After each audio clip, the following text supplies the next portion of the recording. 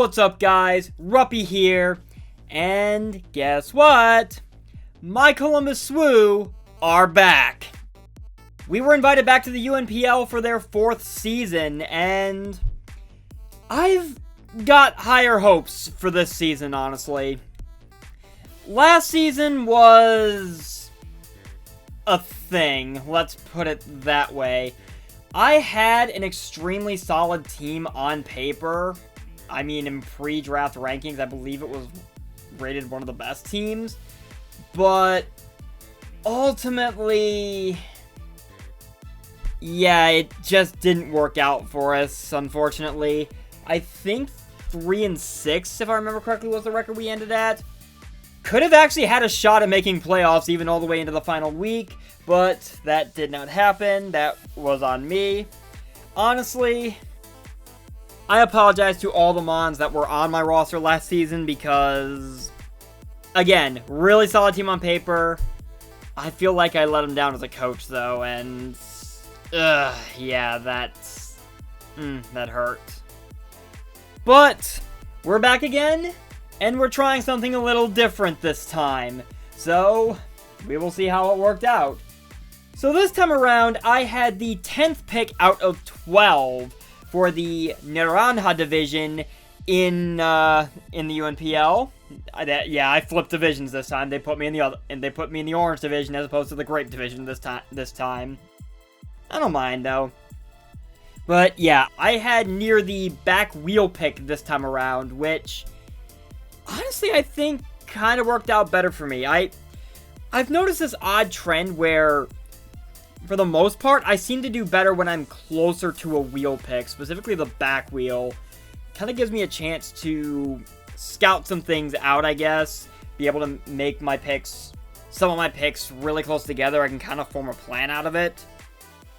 But yeah, as usual, I had no plan. I kind of built it as I go.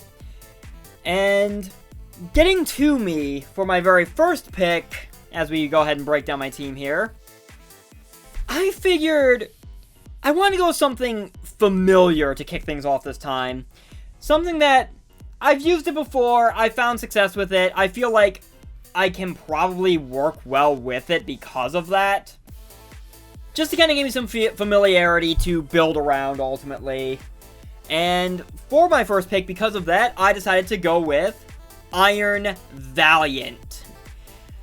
I have grown to love Iron Valiant in the time I've been using it, both in the BBR Summer Scramble, as well as the past season of the League of Extraordinary Trainers, that did not happen on camera, because that was before I jumped back into uploading these, but who knows, maybe you'll see a future season for that. Regardless, Valiant's got a lot going for it. Base 116 speed, base 120 special attack, base 130 attack. I would call it a glass cannon, but base 90 physical defense is not that bad, honestly. It's workable under the right circumstances. And even with its HP and SPDF stats, you could probably EV this thing in a way that ensures it's taking hits better than it really has any right to. Iron Valiant is kind of a jack of all trades. It has a ridiculously deep move pool, which has almost kind of to some degree called to mind Victini, an old staple of mine. Really hate that mon did not come back. But yeah, I think Valiant's got a lot going for me, especially with its fairy fighting typing. Very unique typing that I feel I can utilize. So, coming back to me for the second round then, I wanted to kind of build on this. I decided, you know what? Maybe Fairy Dragon Steel Ralligate is the way to go. Maybe I can make something really happen here. And I actually figured out what I wanted for my next 2 picks. One was more likely to go off the board than the other, so that's the one I went with for my second pick. So, we'll get to the third pick momentarily. The second pick, the one I figured would not make it back to me if I let it go this time around, was Raging Bolt. Decided to play with one of the new toys, finally. Electric Dragon is not bad at all. Bolt has really good bulk. 125, 91, 89 is actually a very usable bulk distribution. And base 137 special attack is no joke either. Yes, it does share a fairy weakness with Valiant, but truth be told, these two do kind of synergize pretty well with each other, honestly. I mean, Bolt covers the flying weakness that Valiant would have to potentially worry about. It also covers the steel weakness. And Valiant, in return, actually is immune to Dragon, so that's one potential weakness for Bolt. No longer have to worry about. Not to mention, Bolt has... it can Volt Switch, so I do have that going for me. I have a bit of start of a Volt turn thing going on again. Also, there is Raging Bolt's signature move, Thunderclap, which is basically Electric Sucker Punch, which... very useful in so many situations, given that base 75 speed is not the fastest in the game, obviously. So, with Bolt in hand, I kind of waited with bated breath to see if, for my third pick, the mon I was really looking at would make it back to me. I'm actually a little surprised that it did. I figured it would be the more likely of the two to do that, considering I think everyone else in the draft actually had their steel types at this point. So, yeah, I'm finishing off my Fairy Dragon Steel Core. Arguably, probably one of the most dangerous-looking Fairy Dragon Steel Cores I think I've ever drafted. With Scissor. You might think Scissor's a bit of an odd pick, but truth be told, it synergizes ridiculously well with Valiant and Bolt here. Obviously, it's a fairy resist, so both Bolt and Valiant are covered in that regard. It is another steel resist for Valiant. It is another dragon resist to help Valiant out on Bolt's behalf. It is a psychic resist and a poison immunity, which really helps out Valiant. Not to mention the ice resist that really helps out Bolt. And considering its only real weakness is fire, Bolt eats that all day. So yeah, the three of them actually kind of synergize pretty well with each other. Not to mention the fact that Scissor, base 130 attack, very powerful. It's got solid bulk, bullet punch for priority. It can defog, so I've got hazard removal. Scissor brings a lot to the table, and I'm honestly looking forward to using it in tandem with Iron Valiant and Raging Bolt. I feel these three could do great things for me this season if I play my cards right, which... here's to hoping I can actually do that this time. So with Scissor in hand, I started really thinking, I have my Fairy Dragon Steel Core, maybe I should flip to trying to put together a Fire, Water, Grass Core now. And as I did, the thought hit me. Valiant, Bolt, and Scissor are a lethal trio on paper, but even the priority they all possess can only go so far when you have potential setup problems that could very easily just rip through all of them. So, I decided maybe I should get something that can address setup. And lo and behold, I found what I was looking for in Skeledirge. Honestly, a little surprised I haven't used this thing yet, because it feels like a mon that in some ways is tailor-made to me. 104, 175 is a really good stat distribution. Fire Ghost is a very solid typing that kind of helps add to what I've already got going on in terms of resists, with the synergizing with my other three mons. Base 110 special attack is very good. Obviously, it's got Torch Song, which just allows it to sit in there and boost up. It's able to heal with Slack Off. It can cause status. Obviously, the big thing here, though, is Skeledirge's hidden ability, Unaware. Which basically means I could send this thing in no problem. It's not going to care about boost. It can easily boost up in return. And Skeledirge has free reign to basically be an absolute menace. Honestly, the mon I think I was looking for to really help cap off the offensive presence I've got so far, because yes, it can be offensive in its own right, but obviously the biggest draw is what it's got going for it defensively. I think Unaware actually really helps this team, the more I look at it. So, as I was waiting for things to come back around to me, I actually kind of got messaged by someone else in my same draft pool who kind of had an interesting question for me. They were actually wondering if I was going to consider going the weather route, which Considering I've got Raging Bolt, I do not blame them for thinking that. And I'm not gonna lie, it was not originally in my plans, because, again, I didn't really have a plan. I was kind of putting it together on the fly. But that actually kind of made me realize, would it really hurt if I did have that option? So, thanks to that one DM, I decided that for my next pick, I would double up on fire types by grabbing Torkoal. Let's be honest, base 140 defense is really good. Drought gives me Sun, which can proc Bolt's photosynthesis. It helps boost up Skeledirge. Yeah, Scissor's not really appreciating fire type attacks at all, but between Bolt and Skeledirge, as well as Torkoal now, I think I've got Scissor pretty well covered on that front. Not to mention, Torkoal also gives me both Stealth Rocks, which I did not have Hazard up to this point, as well as a Rapid Spinner, which kind of takes some of the pressure off of Scissor to feel like it has to run Defog every week. I do have options now for Hazard removal. Still not many options, but I mean, one Spinner, one Defogger is certainly better than nothing at all. But Torkoal definitely does bring some good things for me. I have the option of whether if I want to run it, I don't have to run it. I feel like this team so far can kind of work either way.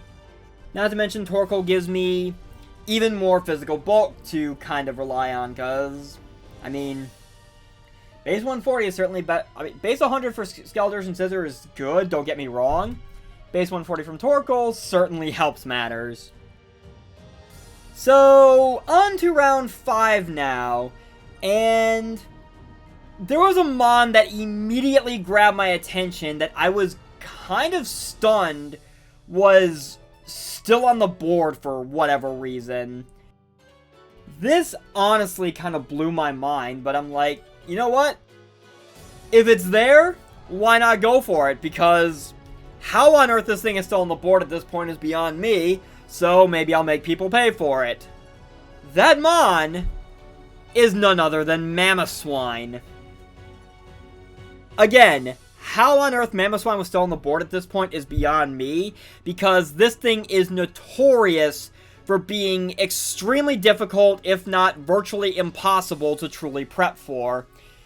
Base 130 attack, base 110 HP, it can set rocks, ground and ice is very good coverage, it also has a couple of other options they can rely on. Thick Fat means it technically is neutral to fire, as well as further resisting ice. Mamoswine has a lot going for it. This is a Mon that, plain and simple, if it wants to break through your team, it's gonna break through your team.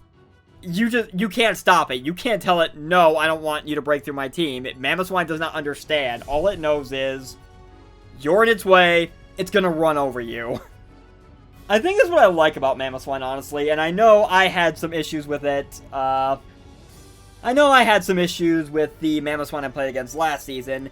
This Mon is very difficult to prep for, to be quite fair. Not to mention my team is starting to get a bit of a theme going, because outside of my 2 fire types, I have priority all over the place. So I think I've got my bases covered with so many different priority options of so many different types as well. Mamoswine definitely helping out in that regard. So, with that said, I was actually starting to run out of points because I was really sinking a lot of points in all these, so I started to look towards the lower tiers, which coincidentally starts moving past the threshold of what can and can't be considered a Terra Captain. Up to this point, I have not drafted a Mon that is allowed to be a Terra Captain by virtue of their point values. They are all too expensive. So, my next 3 picks are all Terra Captains, and the slides you will see do actually reflect my chosen Terra type, so I will explain that in a little bit as well. But, I have 2 fire types. I do not have anything else as far as water and grass is concerned, and to be honest, I could actually use a couple things that would not hurt in that regard, that I do have coverage options for in regards to their weaknesses.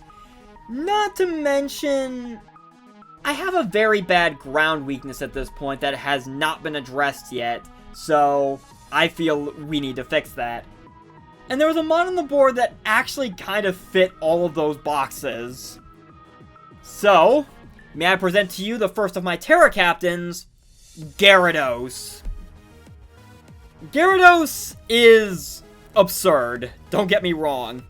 It's got really solid bulk, 2 great abilities in Intimidate, allowing this thing to run a bulkier set, as well as Moxie to just start boosting up and getting out of control. It can Dragon Dance, this thing hits like a truck. Water Flying is a very underrated typing, especially considering the team I've got, because of its weaknesses. Yeah, it kind of adds to the rock weakness I realize is starting to form at this point. But its biggest weakness is electric, which Mamoswine's immune, and Raging Bolt can eat for days. So I'm not too concerned about that. Yeah, it might seem a bit weird trying to run Gyarados with a Sun team, but I can feel like it make it work, especially since Gyarados can, again, just boost up and start going to town on things. I could probably get up enough DDs to still have my own Sun if I wanted to. As I said, Gyarados is the first of my Terra Captains, and my chosen Terra types for it are Flying for my Stab Terra typing, Ground, and Steel. Flying made more sense to me than Water as far as my Stab Terra type, purely because, for whatever reason, Game Freak decided to not give Gyarados any Flying Stab outside of Hurricane, which, coming off a base 60 attack, what is that going to accomplish? So going Terra Flying actually mitigates that by allowing me access to Terra Stab Terra Blast then, which gives Gyarados some of the coverage that it really could have used. I don't know why they didn't just give this thing Bounce Back. Not that it matters anyway, because Terra Flying also serves the purpose of making Gyarados only regular weak to electric attacks as opposed to quad weak, which, given my potential bulk investment I could run in this thing from week to week, could actually be the difference maker in whether or not this thing can actually take an electric attack and proceed to fire back with something. Terra Ground is obvious because of the quad weakness to electric. I could easily shrug off an electric hit because I'm immune to it and immediately turn the tables with Terra Boosted Earthquake. Terra Steel I decided to go with because, honestly, I felt like having another way of being able to address fairy types did not hurt in the slightest. Especially since I could get Terra Stab off of, say, Iron Head, which makes potential Thunder Wave Iron Head sets even more dangerous if that's the kind of Gyarados I wanted to run, because it is an option.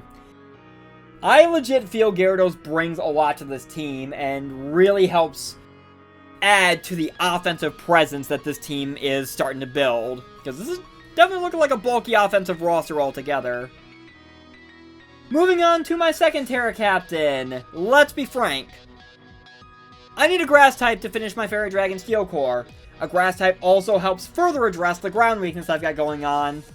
And if I'm gonna have the option for Sun, I might as well have something with, say, Chlorophyll, who can abuse that. There were 2 problems with this, however. Number 1, the mon I was originally looking at for this purpose, Venusaur, was well off the board at this point. And 2, I, again, was having a bit of a point issue. I was running low on points, so I had to look towards the lower end of things. But I think I found what could arguably be a really good budget Chlorophyll abuser in the Sun, which leads to my second Terra Captain, Lilligant. I have not used Lilligant in a very long time, and I am excited to get to play with it again, because it has a lot going for it. Base 110 special attack and base 90 speed is definitely usable, especially under Chlorophyll. This thing can Quiver Dance, it can put things to sleep with Sleep Powder, which allows for a basically free Quiver Dance. Lilligant definitely has some things going for it for sure in that regard, since I do have Sun. As for my Terra types, obviously I have to go with Grass as my Stab Terra type because Lilligant is a pure Grass type. Rock and Fire were my other choices.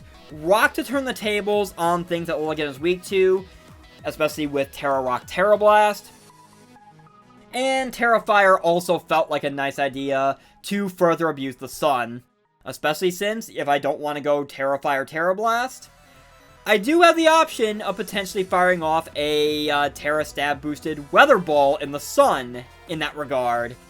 Because, yeah, Lilligant gets Weather Ball. There's some nice tech it could potentially run, so food for thought. And since I had enough points left over and I was still looking towards the lower end of things, I figured, you know what? Maybe I could grab one more Terra Captain, since I've got the points for it. And on that, I decided to also grab another ground immunity, because why not? You can never have enough of them at this point to really help back up Bolt and my 2 fire types. Not to mention, my next pick also kind of gives me another Psychic Resist to further help out Valiant. My next pick and my final Terra Captain is Chimecho. Chimecho's an interesting little mon. 75, 80, 90 is definitely a usable stat distribution. 95 special attack is usable as well. It's got Levitate, so again, immune to ground attacks. For my Terra typings, as my final Terra Captain, Terra Psychic, obviously, because, I mean, Psychic is its only type, so that has to be my stab typing. Fairy and Electric are also really usable. Fairy, because I do have, I could get the Terra boost off of Fairy type attacks, especially since this thing could potentially boost up and run store power sets on top of that. Terra Fairy has apparently proven to be very useful in that regard. And Terra Electric just works so well with Levitate. Because, I mean, you basically have no weaknesses at that point. Which, ironically, leads perfectly into my last pick. I decided to go all in with the points I had left and only get a 10-mon roster once again, because I figured that would be enough. And even though it would again be doubling up on types, I figured, you know what? It's another mon I've used before. I don't think I've really used it in draft, but it is a reliable mon that I know could really help tie this whole team together. So for my last pick, I grabbed Electros. Remember when I said Electric with Levitate was a beautiful combination because no weaknesses? Yeah, that's why I love Electros. 85, 80, 80 for bulk distribution is actually a lot more solid than you would think, especially since this thing has proven time and time again to be an extremely reliable assault vest mon. It's got a wide array of coverage. Base 115 attack and base 105 special attack is definitely nothing to sneeze at, so this thing can hit you hard even if it's not meant to be offensive. And overall, I think Electros ties this team together quite nicely with what it brings to the table. So, that is our roster for Season 4 of the UNPL in the Naranja Division. I am really excited to get to use this team because, to be quite honest, I feel like this team fits me a lot better than my last roster did. No disrespect to my roster from last season, because I did pick it. I couldn't make it work, and that is on me. But I have high hopes for this roster because I think it honestly suits my playstyle and the way I prefer to prep much better than last season's roster did. Will it work out? Only time will tell. So in that regard, thank you guys for watching.